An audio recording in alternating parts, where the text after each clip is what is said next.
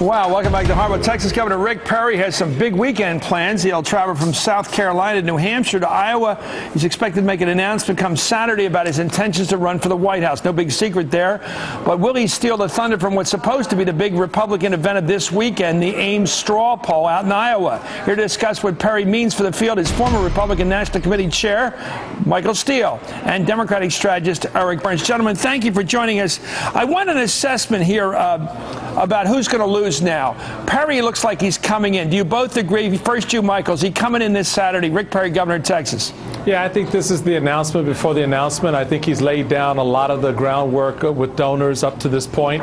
He's going to now touch on starting this past weekend with the base. The conservative base is going to go broad net reach to the base this weekend. I think he's in it, and I think he's in it to win it, obviously, but I don't know exactly what that impact is going to be or what his impact is going to be in the first instance. I think it's going to take a little time to flesh out. Okay, first instance, who's least happy in their perceptions that he's coming in? Is it Michelle Bachmann or is it Mitt Romney? Who of those two is least happy this guy's definitely running now? Well, you know, I'm not convinced either one of them are least happy, because I think, as we've seen with other candidates who jump in the race, you got to prove you got the salt to do this thing. You heard Tim Pawlenty say, yeah, it's one thing to run for, to think about running. To run is very different.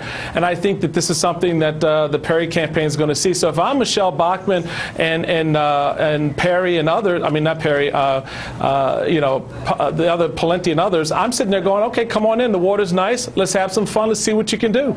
Well, it's, Eric, same question to you. Who gets hit first? Who gets hurt?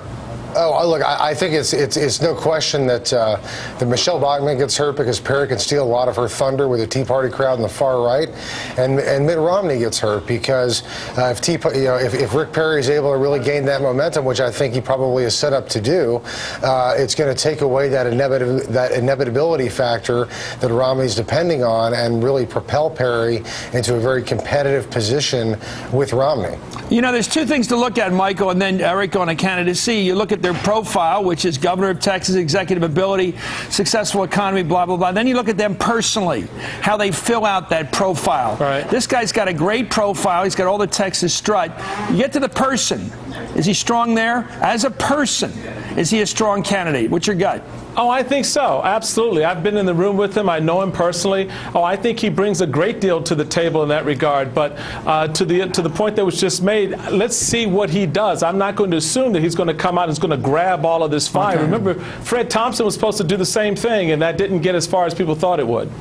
Yeah, I think he looked like he wanted to get in that Barca lounge or whatever you call it, one of those recliner chairs. But this guy looks like he's got more juice at this point. Oh, absolutely. But, Eric, absolutely. Here's the question. This guy's made some controversial statements in the past. There was a new tape just discovered actually today of Perry winking at Texas being able to secede from the Union, which, of course, is historic nonsense. No state gets to secede from the Union. We proved that in 1861. Well, let's watch Perry in this infamous video from April 2009. Texas is a unique place. When we came in the Union in 1845, one of the issues was that we would be able to leave if we decided to do that. You know, my hope is that America, and Washington in particular, pays attention. We got a great union. There's absolutely no reason to dissolve it. But if Washington continues to thumb their nose at the American people, you know, who knows what may come out of that. How can a politician from Texas be so profoundly ignorant about Texas history? Eric, I'll start with you. Michael, Chris, you're laughing, but this is profound ignorance. To think that they had a special okay to quit the Union when they came in. I'm laughing because, Chris, I'm from Texas, and yeah, that's kind of like urban legend in Texas, but it's absolutely not true. You are correct. And it is ignorance. Well, who thinks this besides him? Where did he get this fantasy from that Texas could secede from the Union? We all knew that Texas came in under a provision it could break itself into 6 states, but I knew that from the time I read about the Monitor and the Merrimack. I always do this stuff. This guy's a politician, and he doesn't know this. He's the governor. I mean, so if anybody should know it, he he should. And I'll tell you, I mean, a Republican who thinks Lincoln was wrong, I just can't even really fathom that. With as many Lincoln Day dinners as there are in this country.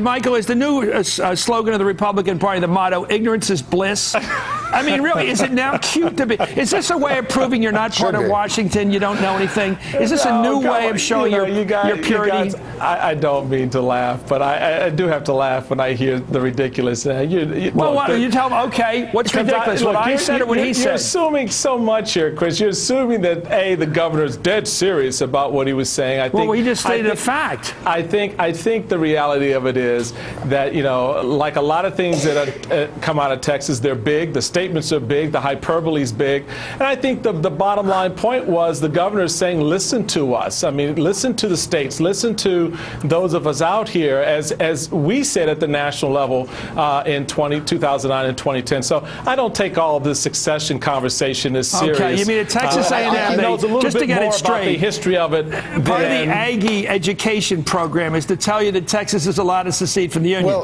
that's hyperbole.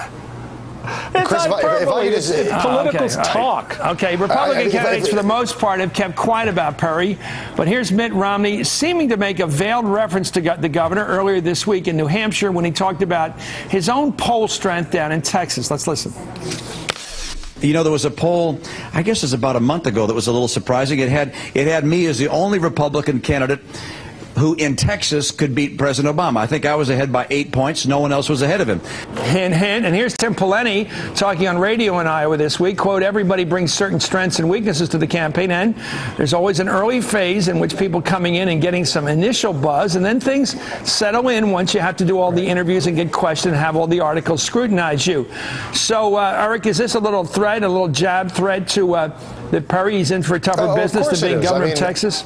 I think Romney is very, very worried, and he should be about Perry getting into this race. I mean, if Perry gets in and he has the announcement we think he's going to have, Bachman's going to lose, Romney's going to lose, and frankly, the GOP is going to lose. If Perry ends up with a nomination. But if I can just say one thing to what Michael was saying, being a Texan, Texans do say big things, but they don't talk about secession, and it's not a joke. I mean, he didn't say it as a joke; he was serious, and because he's pandering to this near militant right wing of the Tea Party that, Chris, we've seen for the last 2 years. Haley Barbour talked about it. It was all during the health care debate. And I think that's the problem with Rick Perry. But that's the politics of it, Eric, and you know it. You're a Democrat strategist. You've advised candidates, and you've heard candidates get out there, whether they're candidates or not. Elected officials say things that sort of go to the core of their constituency. I think the broader issue here about whether or not Perry... Most Texans don't want to secede. Well, I mean, look, the succession conversation is a red herring. Let's put it aside because it doesn't mean anything. Okay, where's the big sign would go up when Republicans speak? It says red herring over the screen, so we'd know what to ignore because it would be helpful up front. Chris, you're an intelligent man. Chris, you're an intelligent man. You will have Rick Perry at some point in your sights. You can talk to him and ask him the question directly. But until then, let's deal with the point that you laid on the table, which is essentially what happens to this field once he gets in. Okay, translation, Michael Steele doesn't want to defend Rick Perry's comments about secession. I accept that, sir. I'm not going to accepting your defense. In the silly. Thank you, Michael Steele. By the way, the Civil War cost 600,000 lives. What a hoot. Let's make a joke out of it. Thank you, Michael Steele and Eric Burns. Get real. Up next, I'm the one that is real, sir.